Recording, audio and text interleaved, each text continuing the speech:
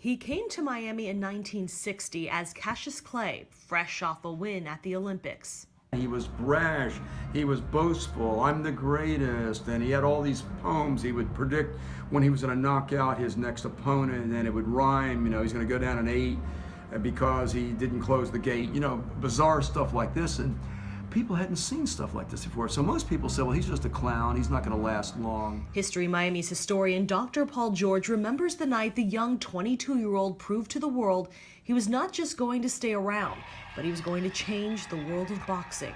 He gets a shot at Sonny Liston, who's this forbidding heavyweight champion of the world, an ex-con.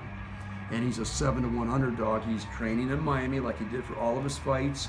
It's real busy over there. There's a lot of attention being put on this bout because he's predicting he's going to kill the guy, and that Sonny Liston's ugly. He was a big ugly bear, and goes on and on and on. And there's all this stuff back and forth. And the nation's media was just riveted on this fight.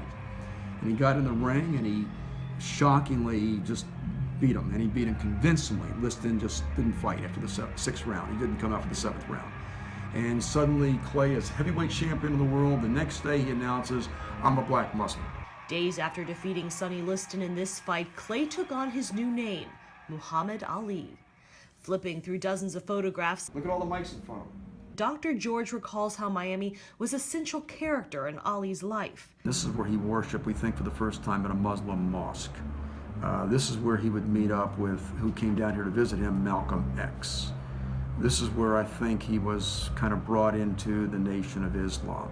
So in terms of his reorientation religiously and otherwise, I think Miami had a big impact. He trained in Miami at the 5th Street Gym.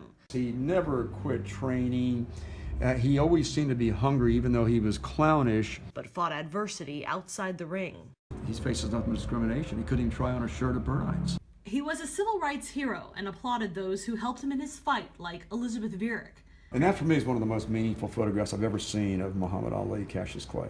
Miami changed him, and he changed Miami, but he will forever be remembered for shaking up the world.